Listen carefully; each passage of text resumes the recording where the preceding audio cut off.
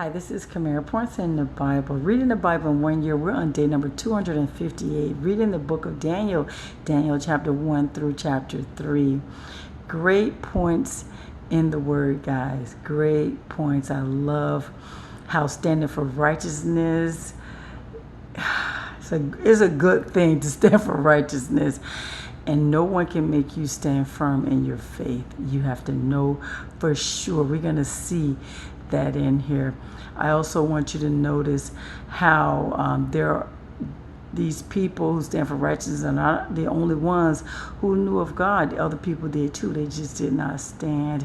And how God is so glorified just by us being obedient, and how He elevates us just by being righteous, standing for His righteousness, using what He gives us, right? So you had Daniel, Shadrach, Meshach, and Abednego. They were being groomed to serve in royal service. They were exiles from Judah. Not just them, a lot of Judeans were taken into exiles, but it was a few men, the ones that were smart, the ones that were good looking, the ones that were healthy, the ones who were intelligent and made good judgments. Those right there, those men were placed into care to be groomed for 3 years so that they can work in the royal service.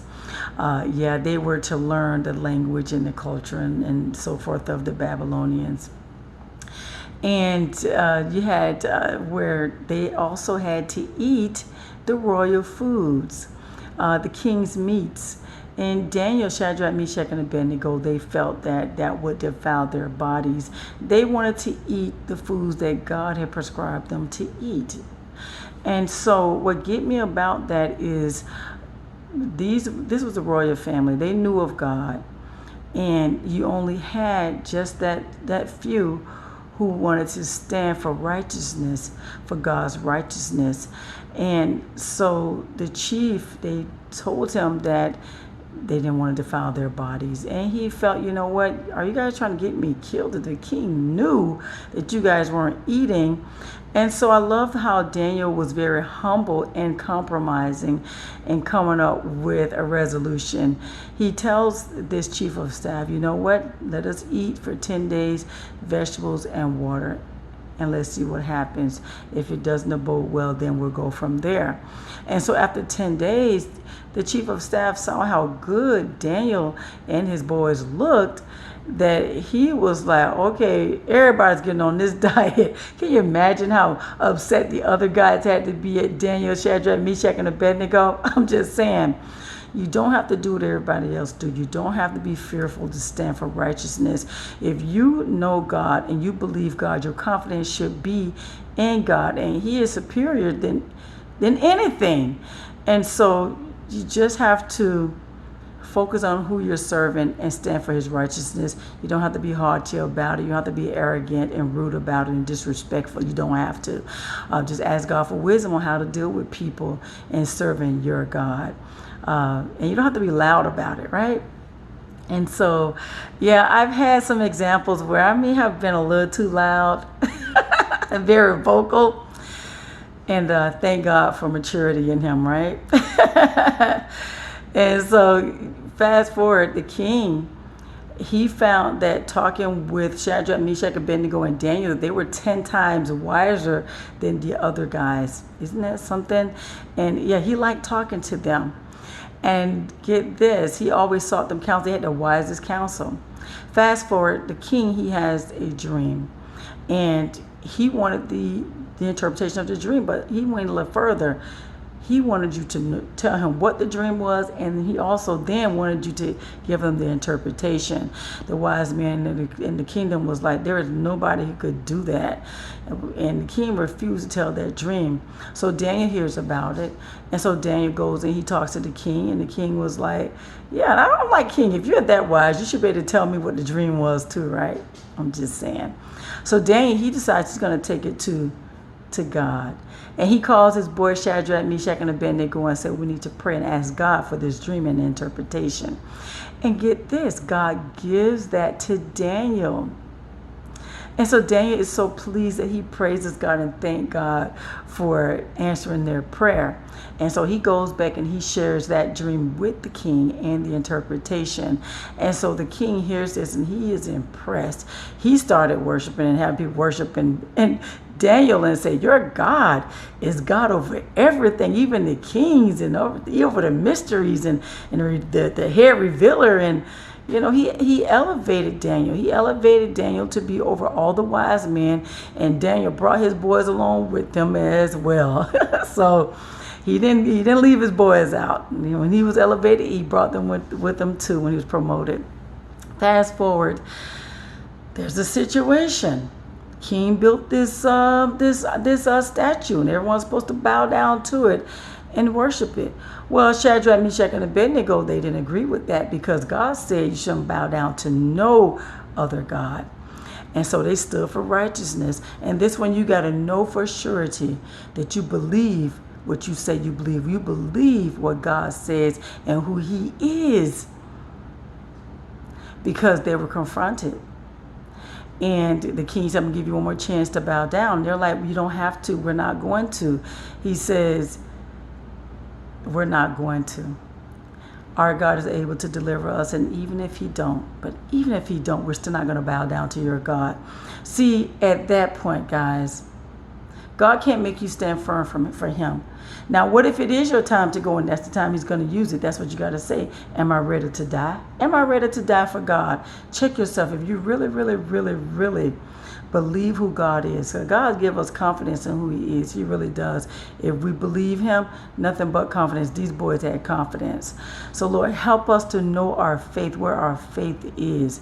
Help us to gauge our faith. Help us to know our faith. Help us to know you sincerely, genuinely, because they needed to know for sure. And they stood firm. God can't make us, he said he's not going to make us stand firm. And so them being firm, thrown into the fire, the king was so upset that he had to bump up their fire. And the men who were taking them down, they were killed by this fire. Shadrach, Meshach, and Abednego, they're thrown into this furnace. King looked down. Now he sees 4 men down there. Where's this 4th man? A lot of people feel like it was Jesus Christ, angel, what have you. And so, yeah, they stayed down there, and then they came out. The 3 came out. Don't smell like smoke. Nothing is singed or anything. And he was impressed. God was glorified through this situation. He was glorified through Daniel's situation. God was glorified. And I love the fact that they stood firm on their faith. Both them, Daniel, stand firm on their faith. And God was pleased by that. And God honored them by elevating them. And Shadrach, Meshach, and Abednego's case, he saved their lives as well, preserved their lives. And so the king was like, whoa.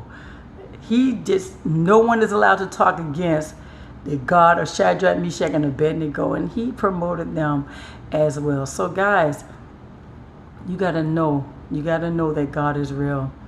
Ask God to help you to believe that he is real. It's not about show or fashion. It's not about being part of a clique. I love church. Church, it edifies us. It's a big support system. It helps us. It encourages us.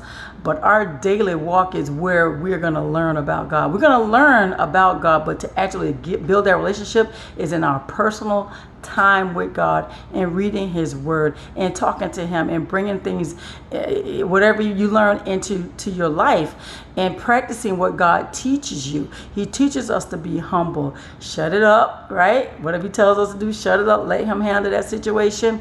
Not to just keep it to ourselves and just say, thinking in our head, well, I just want to say something, but I'm not going to say nothing. No.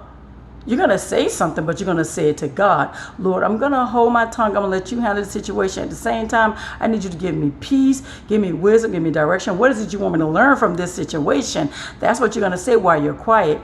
Lord, how do I love this person who, when people gets on our nerves? Lord, help me to forgive that person, because you said if I don't forgive, you're not going to forgive me. And they're not worth going to hell for it.